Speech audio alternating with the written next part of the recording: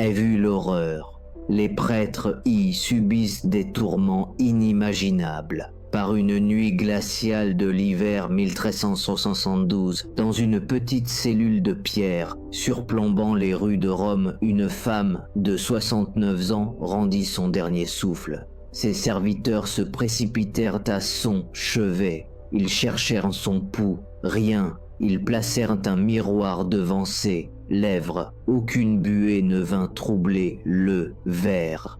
Aux yeux des hommes, Birgitta, Birgus de hauteur, noble dame mystique va, future sainte, était morte. Pourtant, elle ne l'était pas.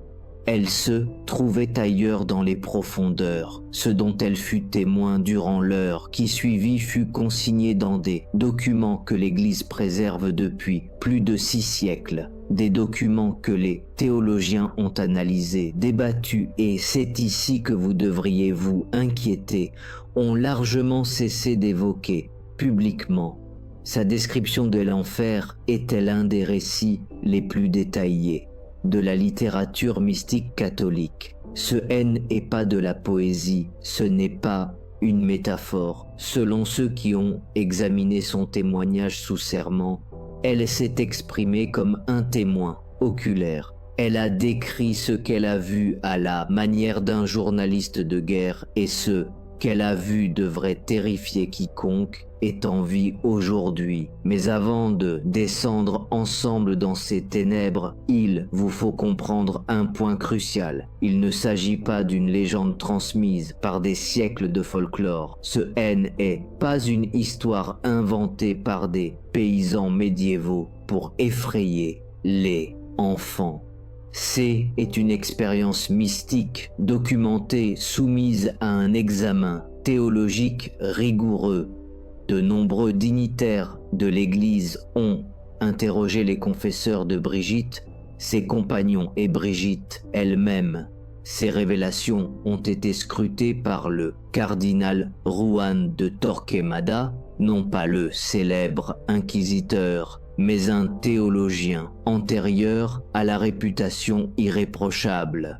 Elles furent examinées par des conciles, débattues par des érudits et finalement déclarées authentiques. Et l'Église a confirmé que les visions de Brigitte portaient les marques d'une origine divine véritable. Le pape Boniface IX l'a canonisé en 1381. Le pape Jean-Paul II l'a proclamé copatronne de l'Europe en 1999. Ce n'est pas une femme que l'Église a écartée ou marginalisée. C'est une femme que l'Église a élevée au plus haut honneur. Ainsi, lorsqu'elle nous décrit l'enfer, nous serions insensés de ne pas l'écouter.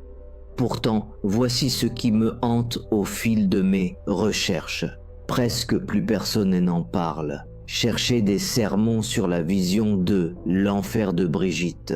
Vous ne trouverez quasiment rien. Cherchez des médias catholiques modernes traitant de ça, descente dans l'abîme, et vous ne rencontrerez que le silence. C'est comme si l'Église avait collectivement décidé que ce témoignage particulier était trop troublant pour les oreilles contemporaines.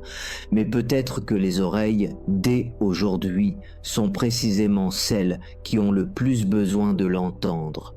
Pour comprendre pourquoi la vision de Brigitte possède un tel poids, il faut d'abord comprendre la femme elle-même. Son histoire ne commence pas à Rome, mais dans les paysages gelés de la Suède médiévale, dans un monde qui n'existe plus.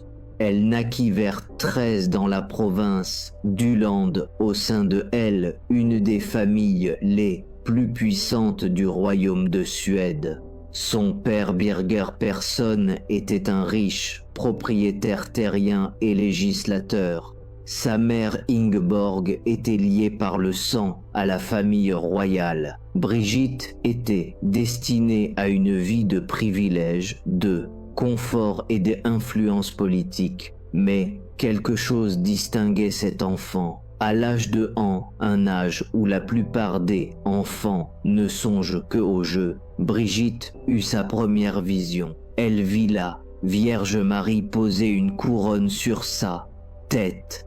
Et l'enfant N en parla à personne durant des années, incertaine de la signification d'une telle expérience, mais cela la marqua à jamais. Cela elle a mis à part. Dès cet instant, elle vécut avec un pied dans le monde visible et l'autre dans un ailleurs absolu. À 10 ans, elle eut une autre vision. Celle-ci, elle n'avait rien de doux. Elle vit le Christ crucifié, son corps déchiré et sanglant, et il lui parla directement. « Regarde-moi, ma fille. » Lorsqu'elle demanda qui lui avait fait cela, il répondit « Ceux qui me méprisent et refusent de mon amour. » Avant de poursuivre ce récit, permettez-moi une brève parenthèse. Si cette réflexion a touché votre cœur jusqu'ici, je vous invite, seulement si vous vous sentez appelé à le faire, à aider cette œuvre à atteindre ceux qui pourraient en avoir besoin.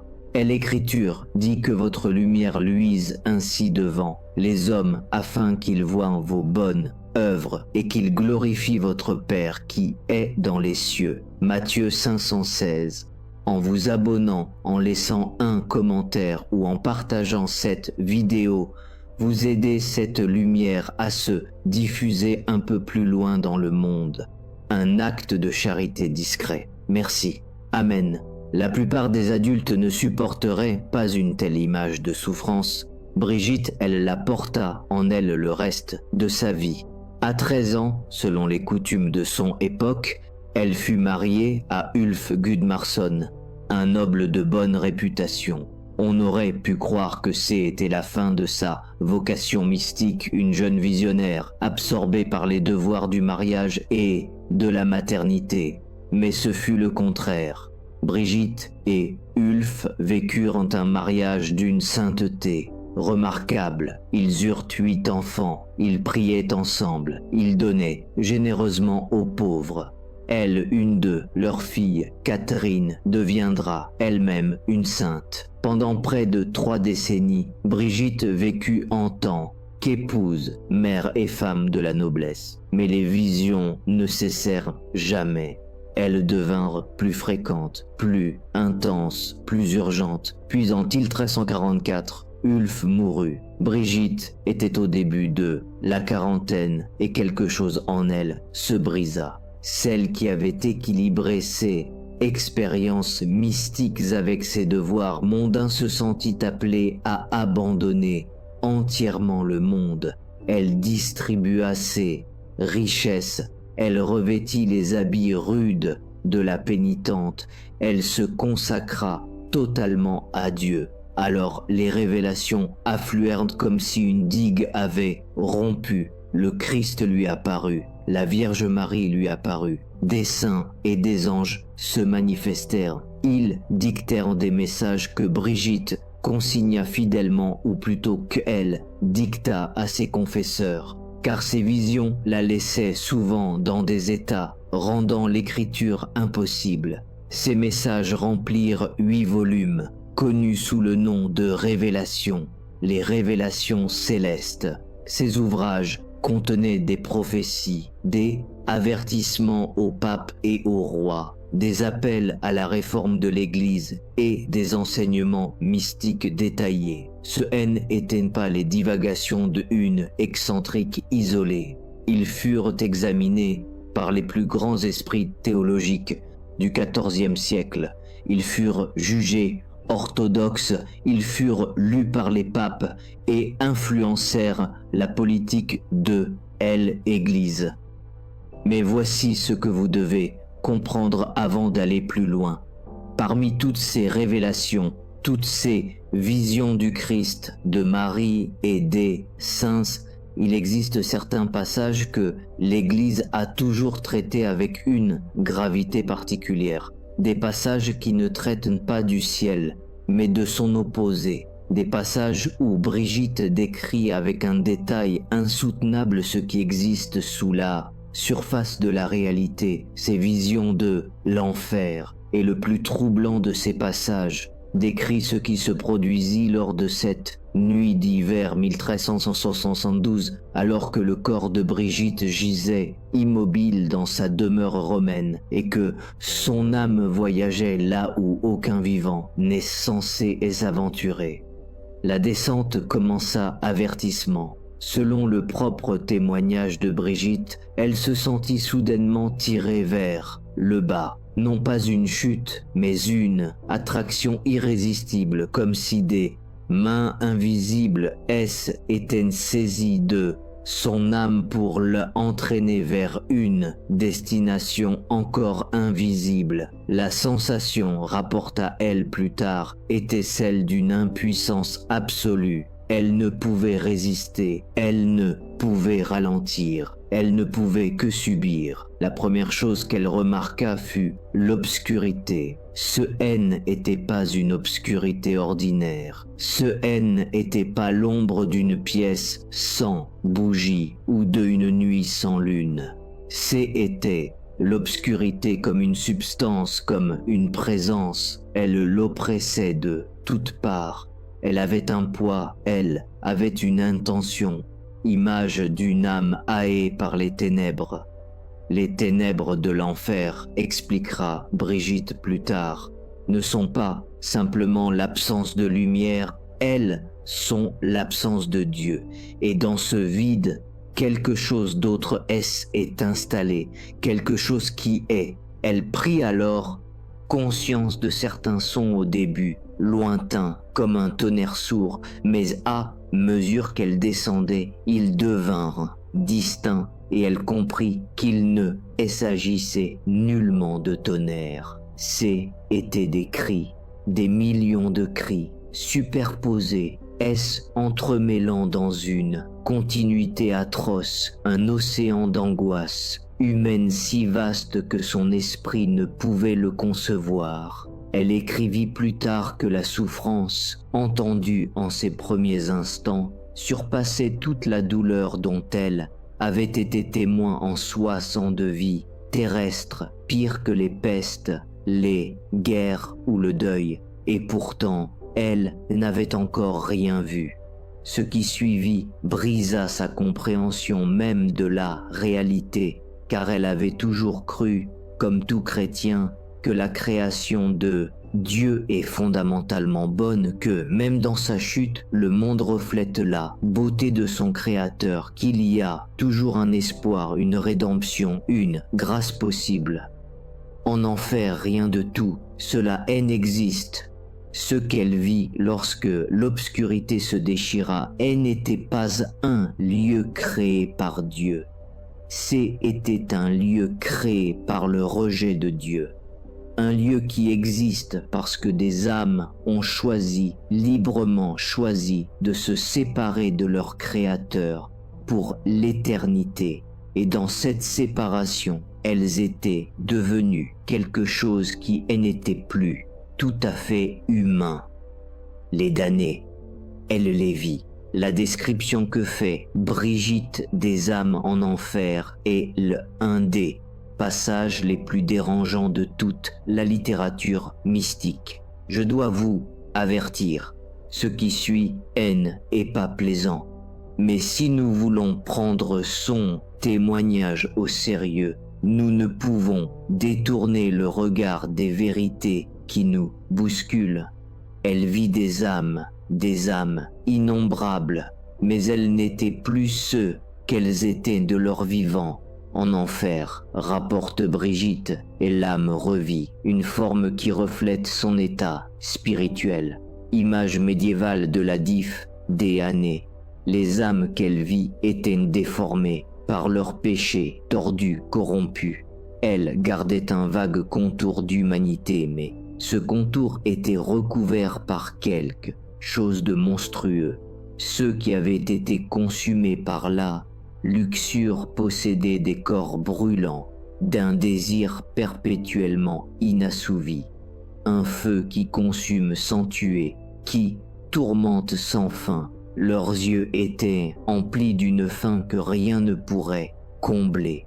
Ils tendaient les bras vers des plaisirs qui se dérobaient sans cesse s'agrippant à des ombres pour l'éternité. Ceux qui avaient été dominés par avarice portaient le poids de chaînes invisibles. Ils étaient pliés sous des fardeaux qu'ils ne pouvaient déposer. Le poids de tout ce qu'ils avaient chéri, plus que Dieu. Et en enfer, ce poids était infini. Ils titubaient, rampaient, incapables de se tenir debout. Ceux qui avaient nourri la haine et la colère se déchiraient eux-mêmes et se entre-déchiraient. Dans la vie, ils avaient blessé les autres par leur rage. En enfer, cette rage était retournée contre eux et contre tous simultanément. Ils étaient à la fois bourreaux et victimes. Ils attaquaient et étaient attaqués sans répit, et les blessures qu'ils infligeaient guérissaient instantanément pour que le supplice puisse recommencer. Mais voici ce que Brigitte trouva le plus terrifiant encore que les châtiments eux-mêmes. Les âmes savaient. Elles savaient pourquoi elles étaient là. Elles savaient ce que elles avaient fait. Elles savaient ce que elles avaient rejeté. Enfer, il n'y a plus d'illusion, plus de auto-justification. Chaque âme voit avec une clarté parfaite le moment exact où elle a préféré le péché à Dieu, le choix précis, le refus délibéré, et elle le voit pour toujours. Dans cette vie, nous pouvons nous cacher de nos péchés. Nous pouvons rationaliser, oublier, nous distraire. Enfer, il n'y a que la vérité, et la vérité est insupportable. Alors que Brigitte enfonçait plus profondément dans ce royaume, toujours entraînée, incapable de contrôler son mouvement, elle remarqua autre chose, quelque chose qui formerait plus tard le cœur de ses avertissements aux vivants. Elle vit des âmes qu'elle reconnut, non pas personnellement, mais par leur fonction, par la nature particulière de leur faute. Elle vit des prêtres. Ceci est consigné clairement dans ses révélations, et l'Église ne l'a jamais occulté. Brigitte vit des ministres de Dieu ordonnés souffrir en enfer non seulement pour les péchés communs aux laïcs, bien que certains les aient commis, mais pour des péchés propres à leur vocation.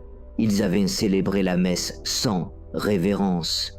Ils avaient entendu des confessions sans aucun souci pour les âmes devant eux. Ils avaient prononcé les paroles de Dieu alors que leur cœur en était loin. En enfer, rapport elle, ils étaient dépouillés de chaque honneur reçu, de chaque titre, de chaque vêtement liturgique, de chaque semblant de sainteté. Ils se tenaient nus, spirituellement haine, devant la vérité de ce qu'ils étaient devenus. Et les démons qui les tourmentaient se moquaient d'eux avec leurs propres paroles. Les sermons qu'ils avaient prêchés sans y croire, les prières récitées sans ferveur, chaque mot vide leur revenait comme un instrument de torture. Mais voici ce qui devrait vous effrayer le plus dans cette vision. Ces prêtres n'étaient pas là pour avoir manqué à leur devoir.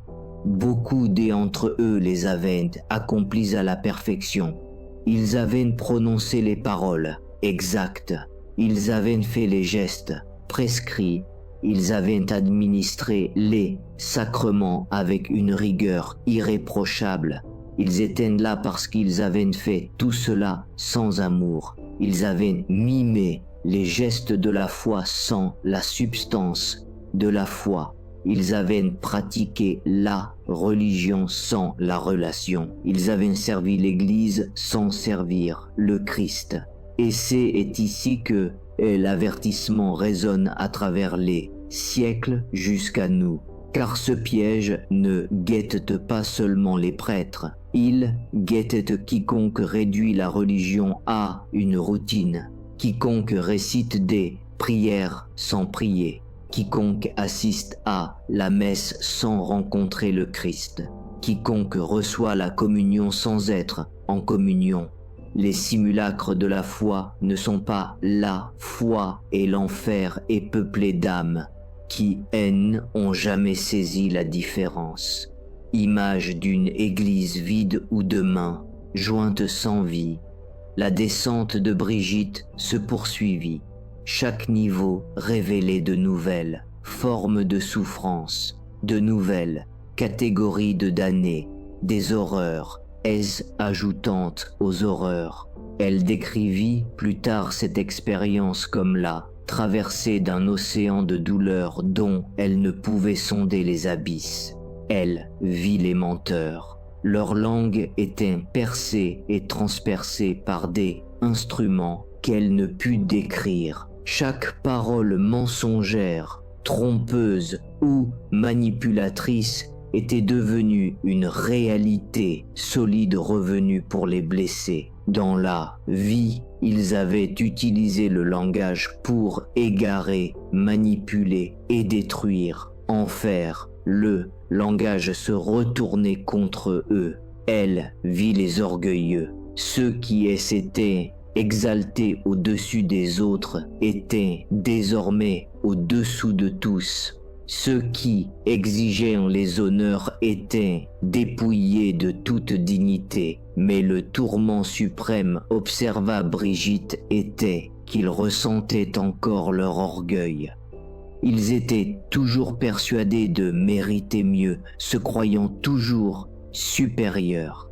Mais cette conviction n'apportait aucun réconfort, seulement une souffrance accrue.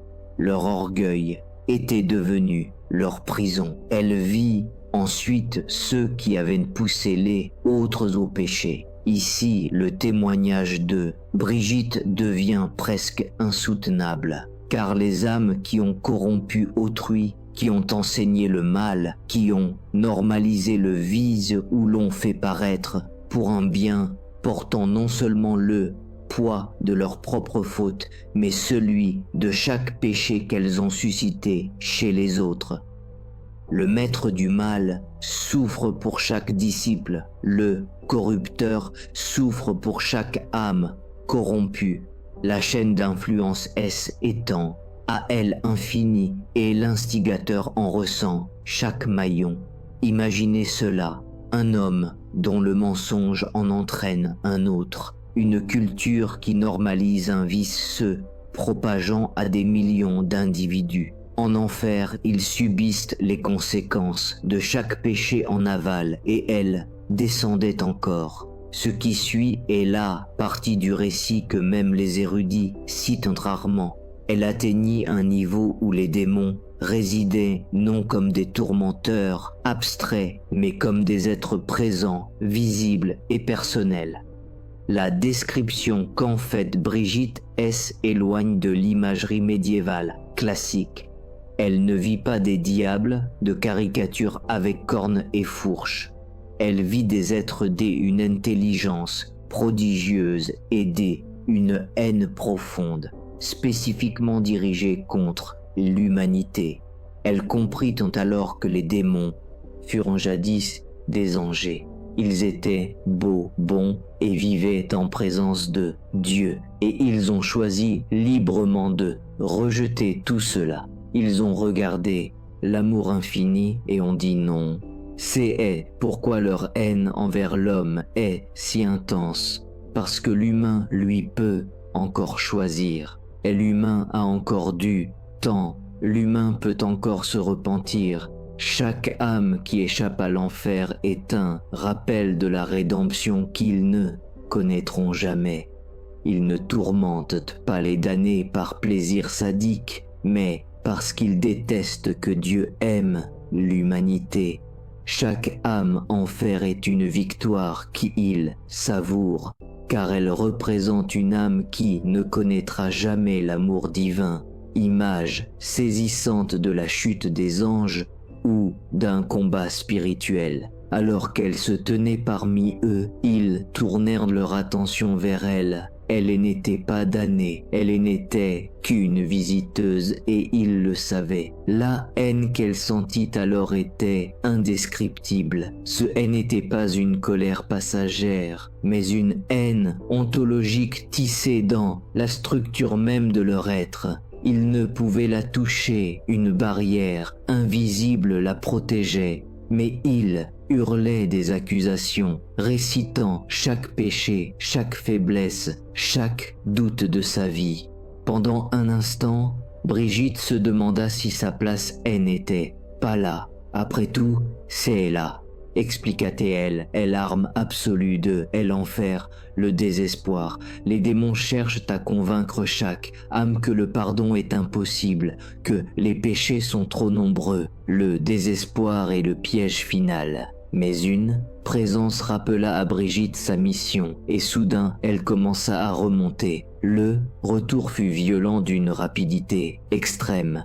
Elle fut arrachée aux ténèbres et aux cris. Lorsqu'elle ouvrit les yeux dans sa chambre à Rome, ses serviteurs pleuraient. Ils la croyaient morte. Elle se redressa et leur dit ces mots que ses compagnons consignèrent aussitôt. J'ai vu ce qui attend ceux qui refusent la miséricorde de Dieu, et je dois le dire à tous. Jusqu'à sa mort, moins d'un an plus tard, Brigitte ne cessa de parler de cette vision. Elle ne cherchait pas à effrayer pour le plaisir, de la peur, mais pour sauver. Elle avait compris que l'enfer n'est pas une métaphore ou une invention médiévale pour contrôler les masses. C'est un état de fait qui attend l'âme qui rejette définitivement l'offre de Dieu. Car le message final de Brigitte n'est pas celui de la condamnation, mais celui de la miséricorde. Elle revint avec l'urgence de dire que le salut est possible, mais qu'il doit être choisi. Et l'horreur de l'enfer dans sa vision et pas que Dieu y jette des âmes contre leur gré. C'est que des âmes le choisissent en préférant leur propre volonté à l'amour divin. Et ce choix terrible peut être évité jusqu'au tout dernier souffle. Qu'est-ce que cela signifie pour vous? La question que Brigitte posait à chaque personne qui écoutait son témoignage. Et c'est la question qui, à travers 6 siècles, vous atteint aujourd'hui. Vous qui regardez cette vidéo, qui lisez ces mots assis là, où vous êtes. Qu'est-ce que cela signifie pour vous? Soyons directs. Si la vision de Brigitte est authentique et l'Église a reconnu que ces révélations portent des marques d'une origine divine, véritable, alors certaines conséquences imposent. Des conséquences dont la plupart des antres nous préfèrent ne pas penser. Des conséquences que notre culture nous a appris à écarter, à ignorer ou à minimiser. Dès abord, l'enfer existe non comme une simple idée, non comme une abstraction théologique, non comme un moyen de effrayer les esprits simples. L'enfer existe comme une réalité, un état des êtres où les âmes qui ont définitivement rejeté Dieu passent l'éternité.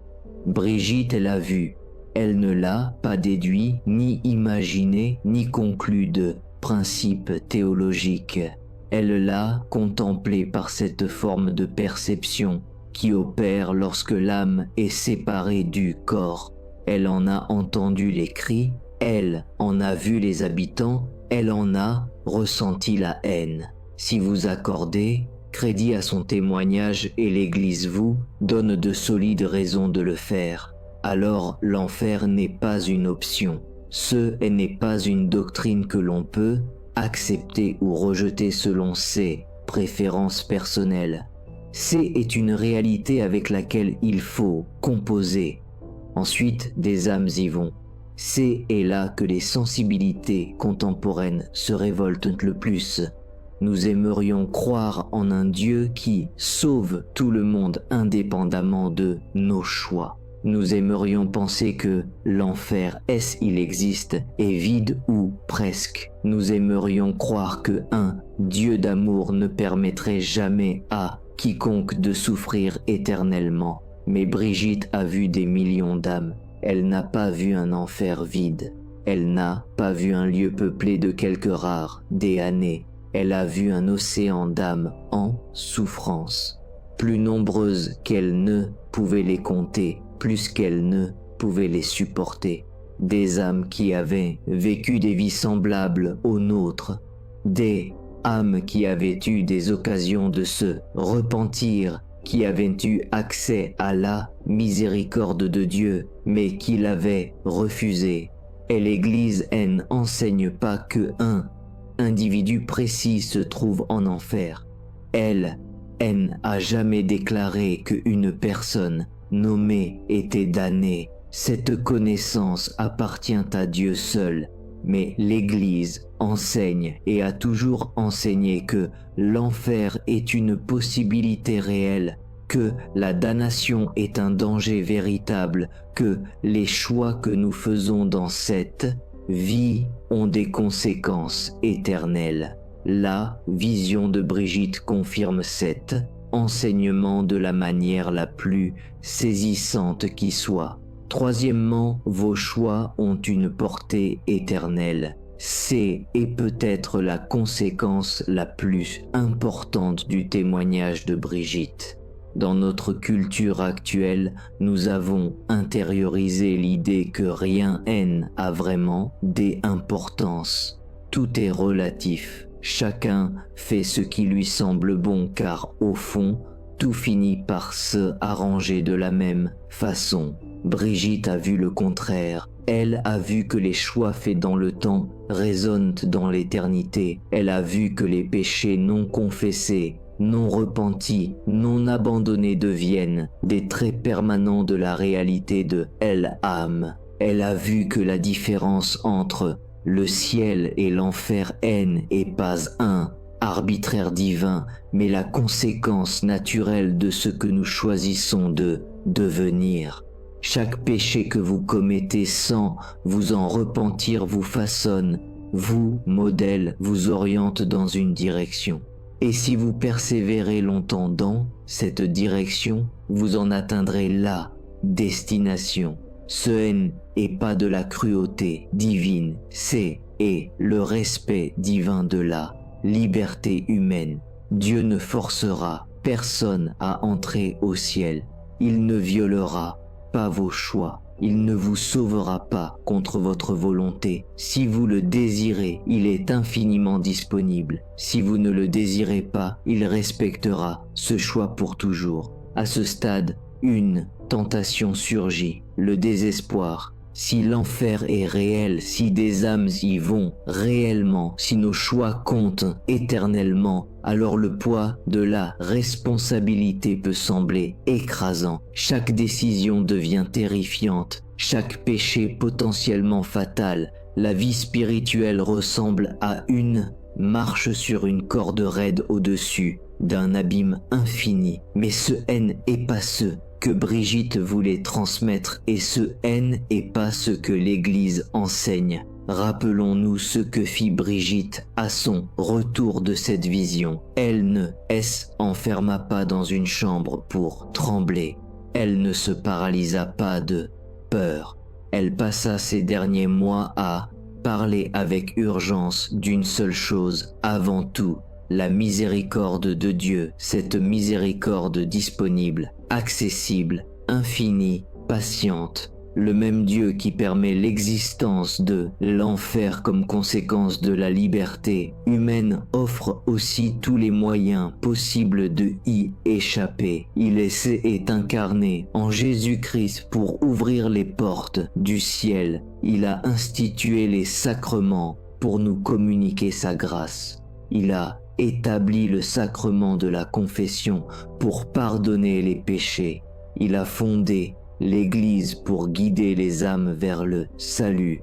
Il envoie des saints et des mystiques avec des avertissements et des invitations. Brigitte comprenait que chaque âme enfer est parce qu'elle a refusé ses dons. Non, parce qu'il n'était pas offert. Non, parce que Dieu était avare de sa miséricorde. Non, parce que le chemin était trop difficile à trouver. Elles y sont parce qu'elles ont dit non. Et vous qui lisez ces lignes en ce moment, vous n'avez pas encore prononcé votre nom définitif. Votre histoire N n'est pas terminée. Vos choix ne sont pas scellés. Le confessionnal est toujours là. La miséricorde coule encore. La porte est encore ouverte, mais elle ne le restera pas éternellement. Brigitte mourut à Rome le 23 juillet 1373.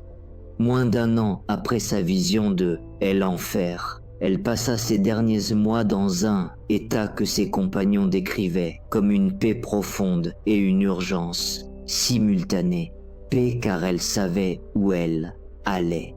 Urgence car elle voulait emmener avec elle le plus d'âmes possible. Ses dernières paroles, selon ceux qui l'entourèrent à sa mort, furent adressées au Christ. Elle le remercia pour tout, pour ses visions, pour ses souffrances, pour sa mission.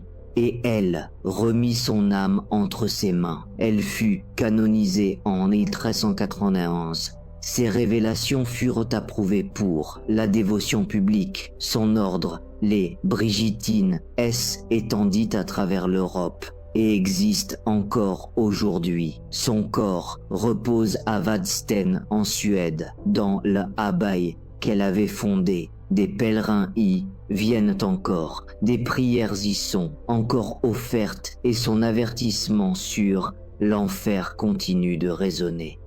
Que devez-vous faire? Ce n'est pas une question rhétorique, ce n'est pas une invitation à une simple réflexion passive.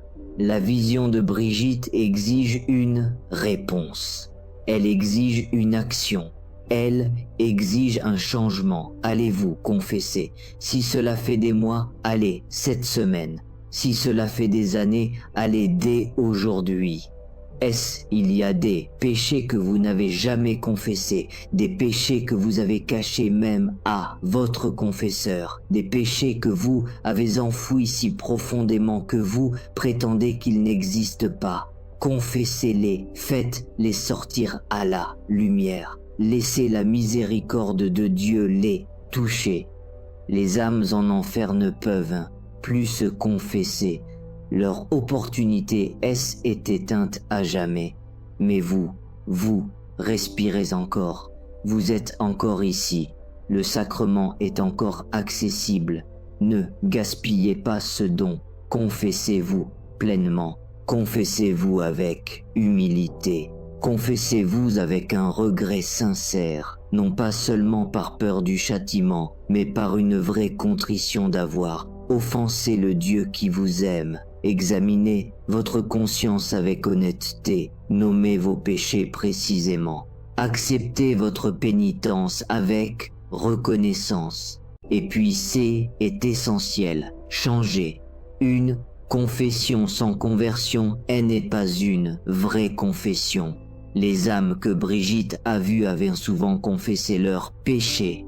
Durant leur vie, elles avaient récité des listes de fautes à des prêtres.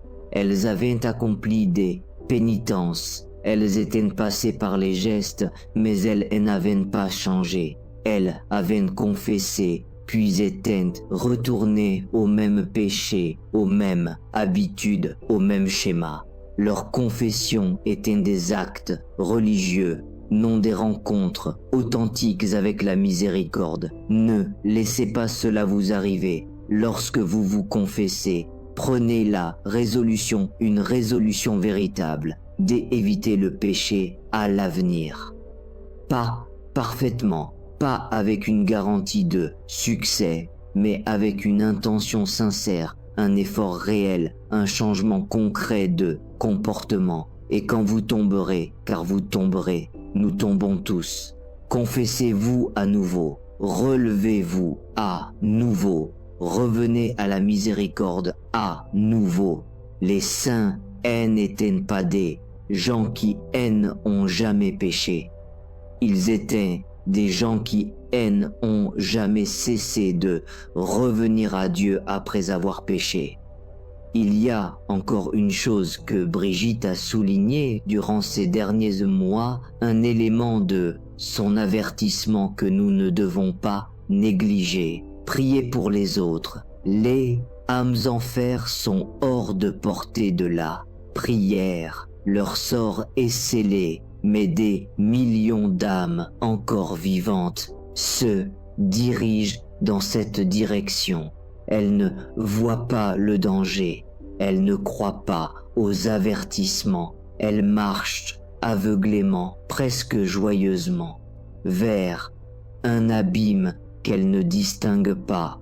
Vos prières peuvent de les atteindre, vos sacrifices peuvent obtenir pour elles des grâces. Votre témoignage peut leur montrer un autre chemin. Brigitte, comprenez que le salut n'est pas seulement individuel. Nous sommes liés les uns aux autres par des fils invisibles d'influence, de responsabilité et d'amour. Quand vous priez pour un pécheur, vous devenez un instrument de la miséricorde de Dieu pour ce pécheur. Quand vous offrez vos souffrances pour quelqu'un qui est loin de Dieu, ces souffrances deviennent une monnaie spirituelle capable d'acheter des grâces que vous ne pouvez même pas imaginer.